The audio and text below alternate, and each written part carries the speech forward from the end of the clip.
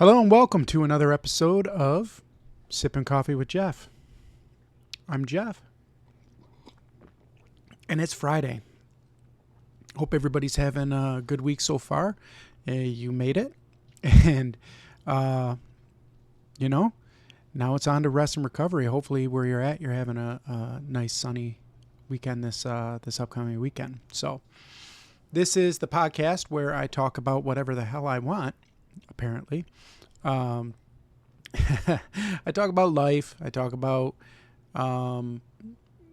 automation, process automation, AI, technology. We geek out sometimes.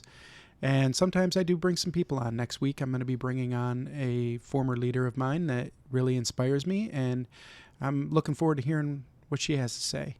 So tune into that next week. Today is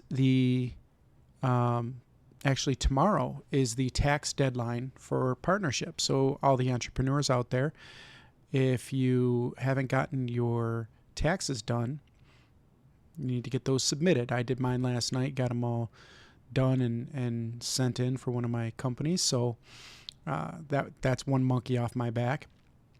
And so today I'm dealing with soreness.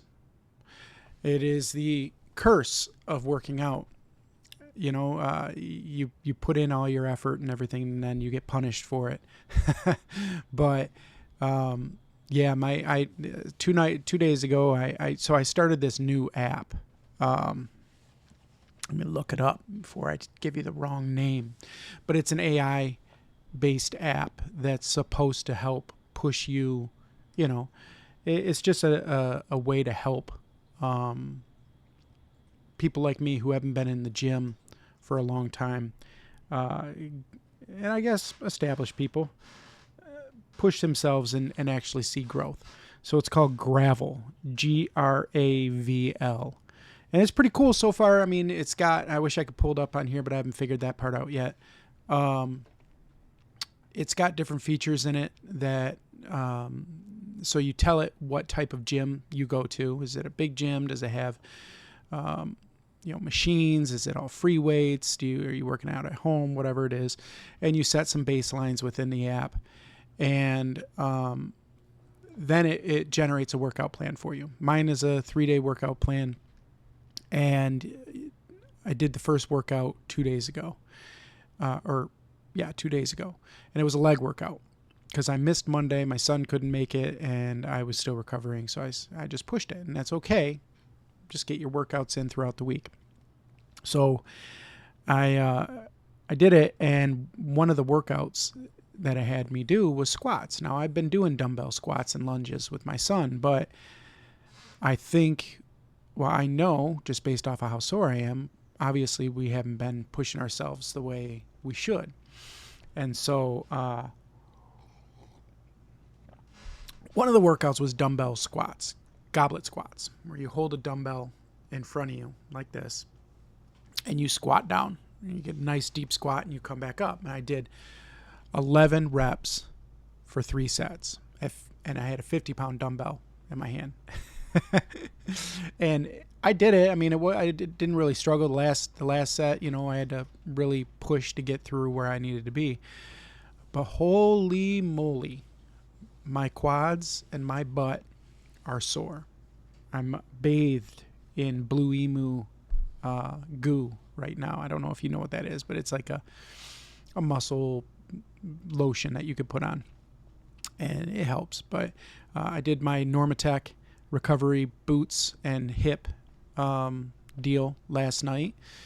That's going to help. It kind of pushes uses air to inflate and deflate in a sequential movement to kind of massage your muscles, but also force blood into them. So it helps with recovery. We did that. And yesterday I was supposed to go to the gym. I took a rest day, and my body will thank me for it. But today is 48 hours. At 48 hours, you hit your peak soreness in a post-workout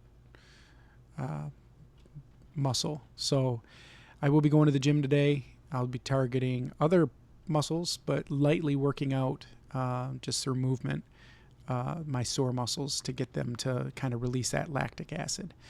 I have not lost any more this week. I'm still at 45.6, 245.6 as far as my weight goes, which is fine. I'm also loading or taking creatine, so that's going to inflate my muscles with water and kind of push a little bit more weight. So I'm expecting that, but I am feeling and seeing the inches shrink. And that's all that matters, really. If when you get on a weight loss journey, a lot of people say put the scale away. I really need the positive reinforcement of seeing movement. It just helps me stay focused. And so I weigh myself every day. It sees my body, my fat percentage has dropped from 43.5 down to 37.5. I'm still, full of fat. But I see that move and I see the weight move, but also measurement. It's a really great indicator of how well you're doing. And that could just be you're putting on a new pair of pants. I had to go yesterday. I'm going on a trip next week, and I bought all new tank tops and t-shirts because my normal V-neck, my black V-necks, which I love to wear. Today I'm wearing Cobra Kai. Strike first, strike hard, show no mercy, right? But I wear a black V-neck, and my 2X that I had grown into so fully is now like a swimming pool on me. It really hangs low. It's hanging loose. It doesn't look good. And so I bought some extra larges, and I'm looking forward to when I get to buy the larges. And I went through my box. So I have a box. I got rid of, for whatever reason, I know the reason, it was mental, but I got rid of all my size 38 pants and extra large clothing because I'm like, I'm done. I'm not gonna make it back. There's no way I'm gonna go through that journey that I went through before. And here I am, right? But I did keep, for whatever reason, all my 36 and 34s. Yes, 34 in my adult life, most of my life. I don't even remember the last time I was 34, except for 5 years ago. I lost 70 pounds. I went on a huge journey, and I signed up for Stately and Stitch Fix, 2 clothing delivery services, and totally redid my wardrobe. Man, I was down to a 34 and a medium. I'm a big boy. I was just on the border of 3X, but beyond that, I'm just muscly and skeletal. I'm just a big guy, and I've never in a million years would have imagined I got that low, but I did. And I pulled out that box and was looking at them, and holy moly, like at my biggest, I couldn't fit the full pants up my thigh, like both sides, and so it is something really to look forward to. You got to give yourself that goal to drive towards. And I kind of wanted to spend today just going over a little bit of what I've done. It doesn't work for everybody, right? What works for me is not necessarily going to work for you. And I'm not somebody that says, keto is the only way, or, low fat is the only way you can do. That's up to you and your doctor and what works for you. For me, what I found is grains. My body didn't digest grains very well. You can tell when, and I'll have a beer and my body just feels like garbage beyond what normal beer would just make you feel. It's hyper bloated, hyper full. Just, it doesn't play very well with me. Same thing goes for breads and grains. As much as I love a good bread with some butter and some soup or something like that. It just, my body, I believe I may have a gluten intolerance. I know my daughter does. So I took those off of the table. And then sugars, the older I get, the more bitter I become, I think. And sugar just, I really don't want it. Beyond just the low carb lifestyle, I really just find myself not liking it as much as I used to. I used to be able to pick up a pint of Ben and Jerry's, or go lower calorie, get a Halo Top or something like that, and eat the whole pint, no problem. And I loved it. It tasted good. It really fired that dopamine and just, it doesn't satisfy me anymore. I don't crave it. I don't want it. Reese Pieces used to be my favorite thing. Sour Patch Kids. I don't want them anymore. Even the low carb sugar snacks, I don't want. So, and that kind of took me to drinking black coffee the first time I went keto. You know, when I first transitioned, I was raised, my mom used to always do 2 sugars and a cream in the coffee. And that's what I was raised on. 2 sugars and a cream, stirred up and, you know, drink it up. When I went keto the first time, I said, okay, well, I can't have sugar anymore. Let's try Splenda. Or I think Splenda was the only one out that time. Garbage. I mean, it has its point in baking and everything else, but I couldn't get into it. So I went straight heavy whipping cream. Heavy whipping cream is naturally sweet. It's got, you know, good, it's full. And that worked for a little bit. And then I found that was too sweet as I weaned off of the sugar and everything else. So I just said, you know what, I'm going to try it. My dad always drank black coffee, and I always thought it was gross. It's bitter. I tried it, and it worked. And so from that moment, even though when I went off of keto and low carb and I went back full, you know, eat a medium pizza, just crushing food, I still drank black coffee. So that taste didn't change. Go fast forward a couple years. I've tried going on keto, off keto, and finally in December 1st, I made the decision to go back. And I went the full cold turkey keto, which for those of you that have been under a rock and don't know what keto is, you are ingesting less than 20 net carbs per day. A net carb is, if you look at a box or nutritional values, you look at total carbs, and then you subtract any alcohol sugars, and you subtract any fiber. And that gives you your net carbs of that thing. That's really what your body's ingesting, because you're not digesting or breaking down the fibers, and your body doesn't break down the alcohol sugars. There's probably a better scientific explanation for it, but that's how I understand it. And that's fine. Like, I stuck with that, no problem. I did have a couple days where I chose, like on Christmas. It's a holiday. Thanksgiving, I think I started actually a little bit before December 1st, just to kind of ramp up. But Thanksgiving is a holiday. It is a day meant to eat. And while developing a healthy relationship with food, I chose, this is a day I'm going to eat. And I'd eat whatever I wanted. And then the next day I got back on my meal plan, which we'll get to in a minute. Same with Christmas. Or if I want to take my wife out for dinner, anniversary, birthday. So those are days that I choose. Or if I just want to, one day a week, I'll carb load. You know, if I want to on a Saturday, I want to have biscuits and gravy or whatever, I'll do that. But the rest of the week, I maintain a very low carb diet. I don't know if I don't pay attention much to try to stay in keto. Now it's just natural. I've gotten to that point where what I buy is naturally low carb, so I just naturally stay in there.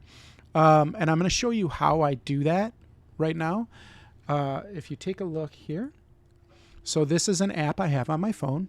I started it a long time ago, and I have upgraded to the Pro version. It's just better with the, what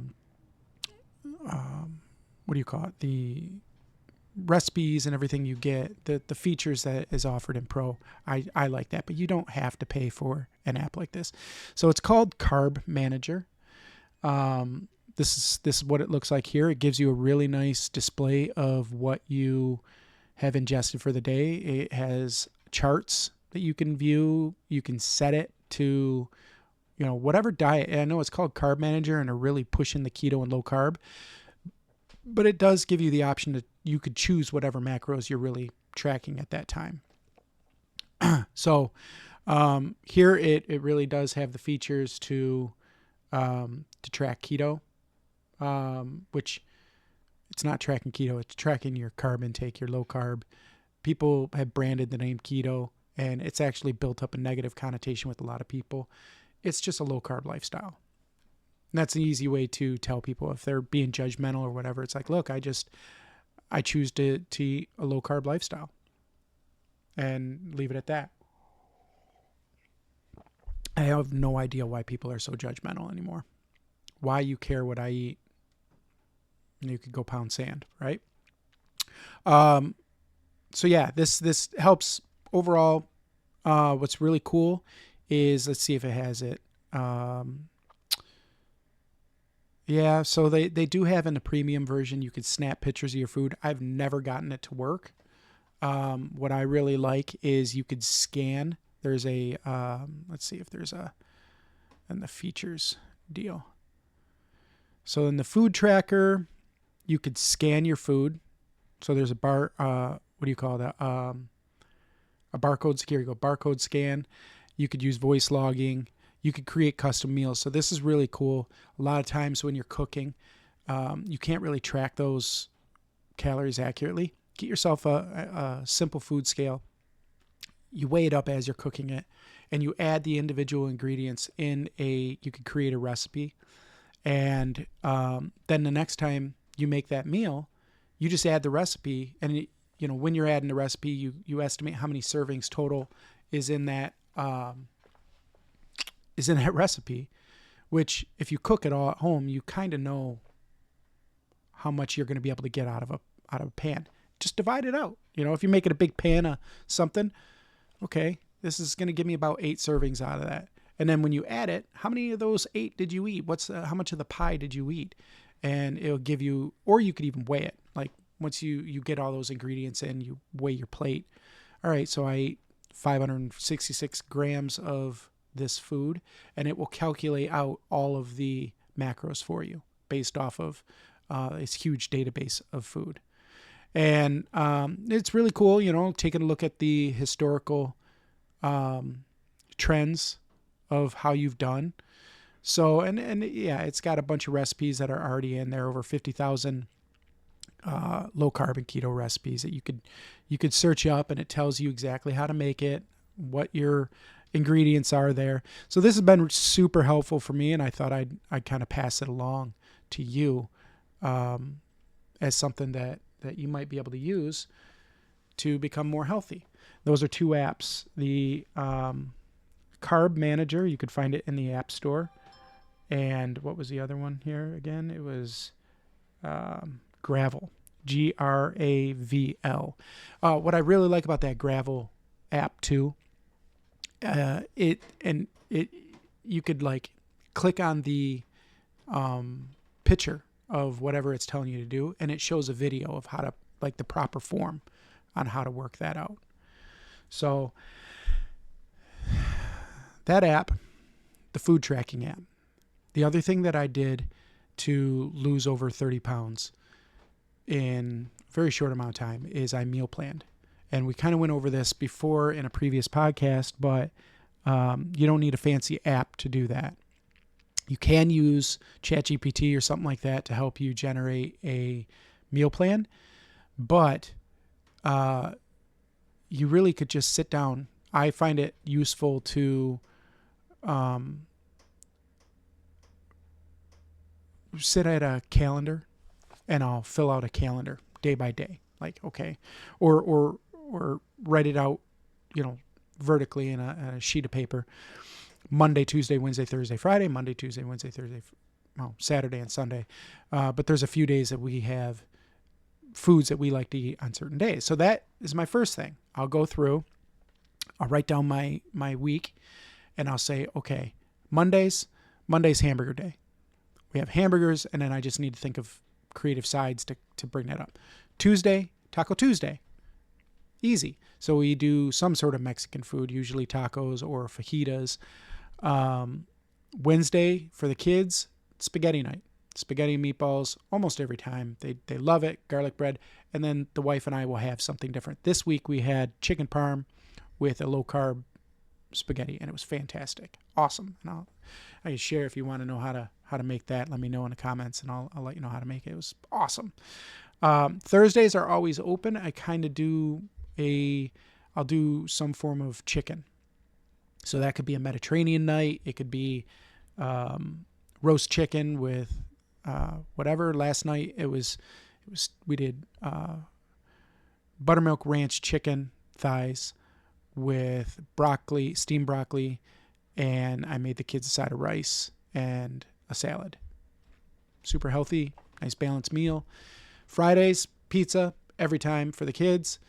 And then I usually do like a steak dinner for the wife and I, or we'll do a fish. So salmon, cod, something like that. Saturdays usually is a free-for-all. I let the kids kind of do what they want to do. You want to have cereal for dinner, whatever it is. And then I just got to worry about planning something for the wife and I. And then Sunday is home style.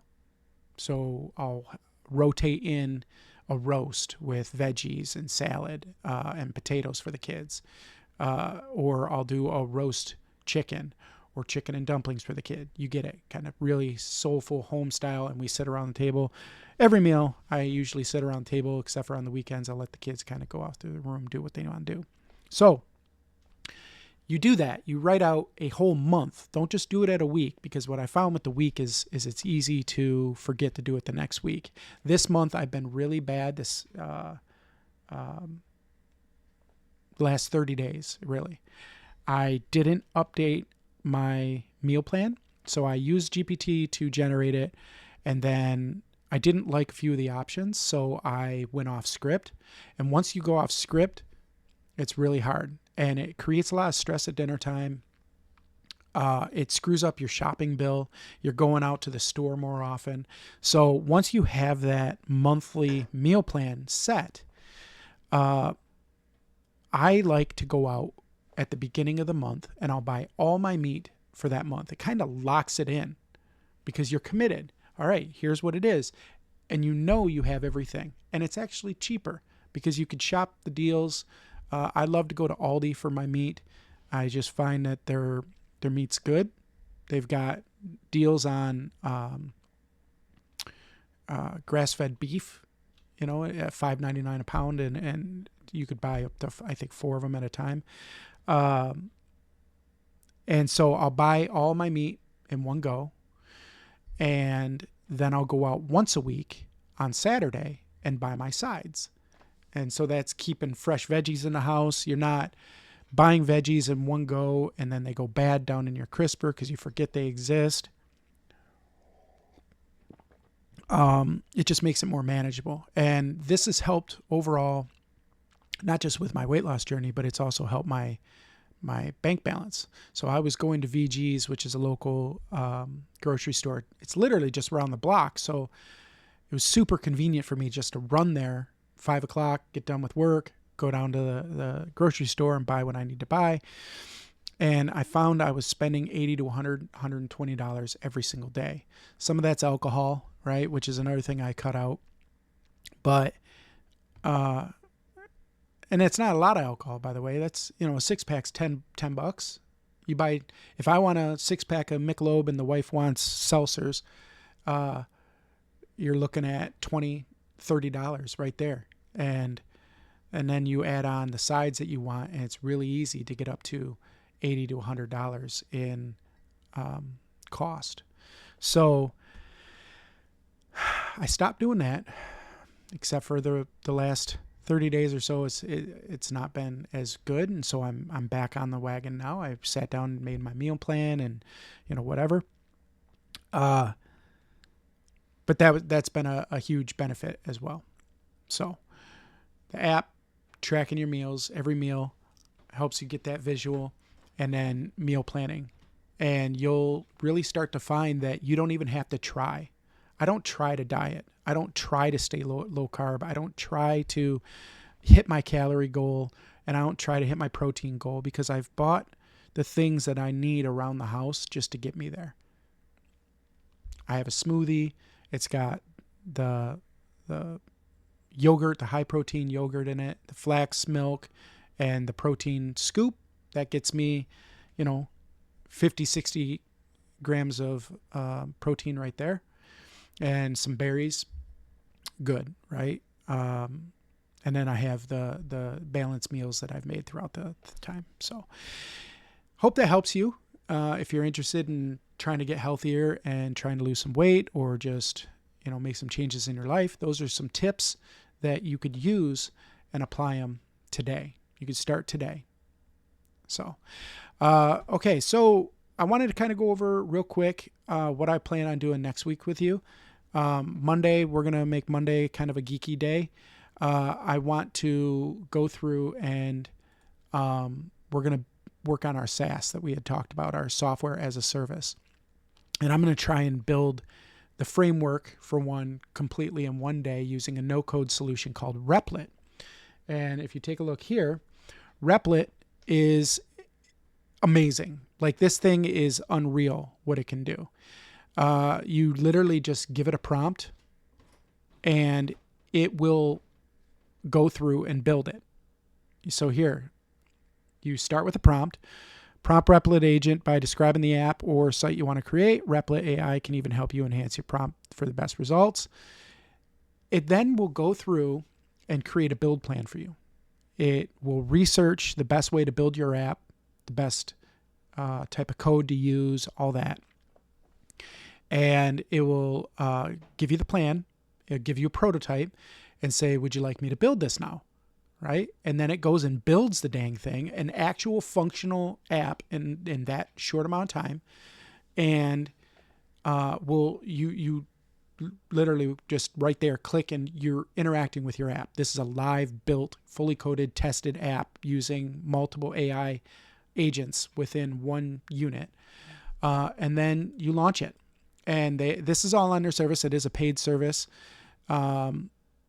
I've used it previously to kind of come up with some ideas, but I haven't launched anything on there.